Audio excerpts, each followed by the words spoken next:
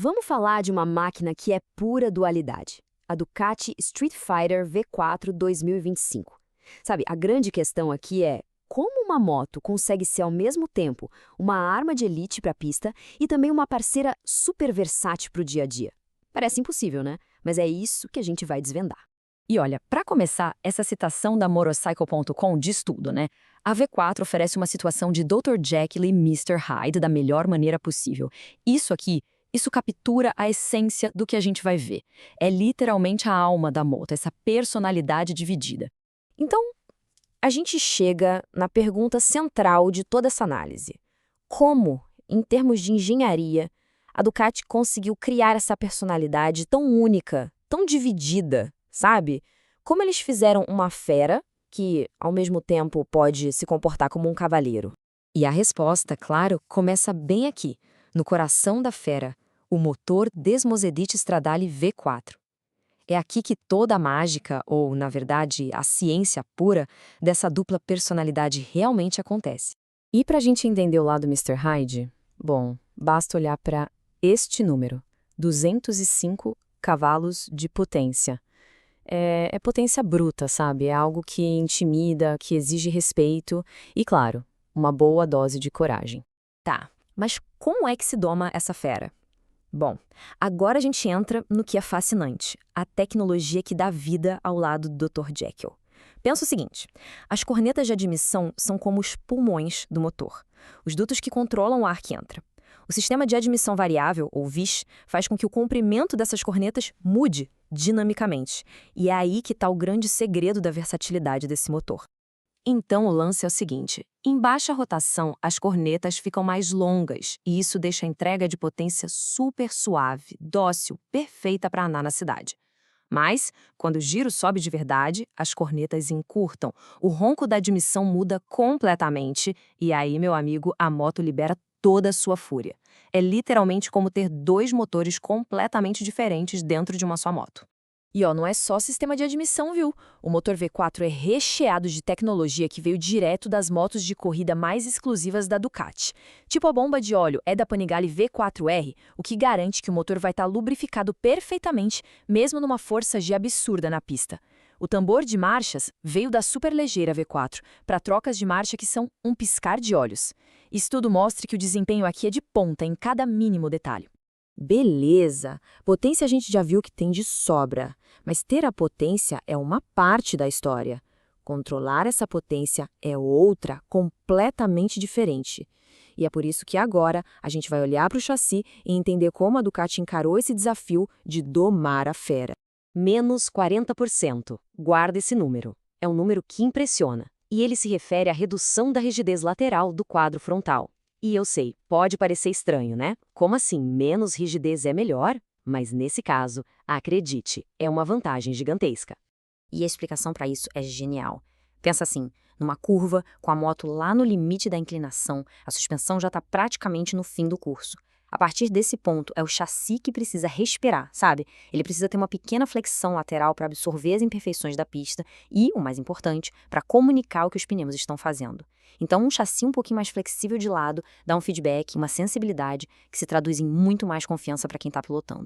E essa tabela aqui mostra o tamanho da mudança. Além daqueles 40% a menos de rigidez no quadro, olha a balança traseira.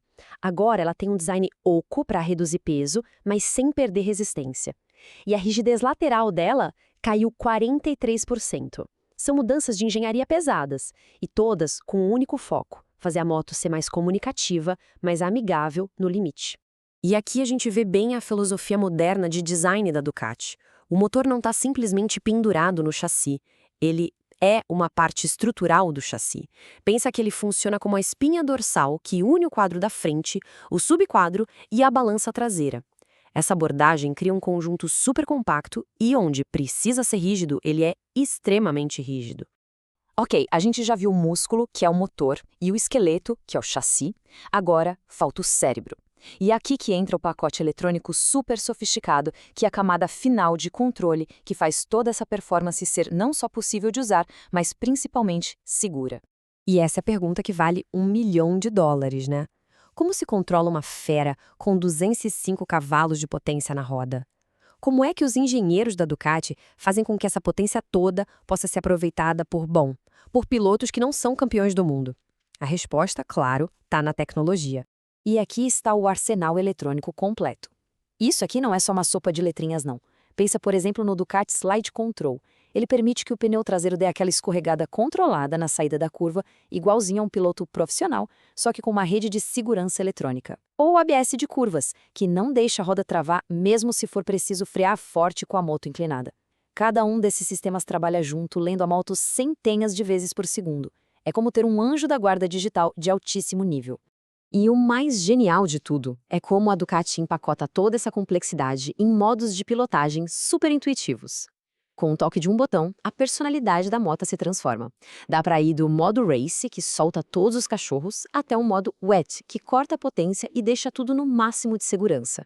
A moto muda da água para o vinho instantaneamente. E não dá para ter a menor dúvida da complexidade por trás de tudo isso. A Ducati diz que a estratégia de observação da moto é como ter mais de 70 sensores espalhados, monitorando cada movimento, cada reação o tempo todo. É um nível de processamento de dados que é coisa de outro mundo de verdade. Então, vamos juntar as peças do quebra-cabeça. A gente pega o motor de dupla personalidade, soma com o chassi que perdoa mais e coloca por cima a eletrônica super inteligente. O que a gente tem no final? O resultado é uma máquina com uma versatilidade impressionante. E essa citação, de novo da Motorcycle.com, meio que amarra toda a nossa discussão. O piloto de testes disse que a capacidade de se sentir confortável imediatamente em uma moto com mais de 200 cavalos é um testemunho gigantesco do pacote como um todo.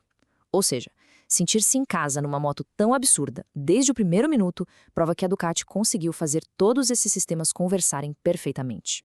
E isso nos traz de volta na prática para o nosso tema central. De segunda a sexta, quem pilota o Dr. Jekyll, uma moto dócil, controlável, que encara o trânsito numa boa. Chegou o fim de semana? Aí quem assume é o Mr. Hyde, o monstro pronto para arrancar os braços de qualquer um no track day. É a aplicação real de toda essa engenharia. E, no fim das contas, a grande sacada é essa.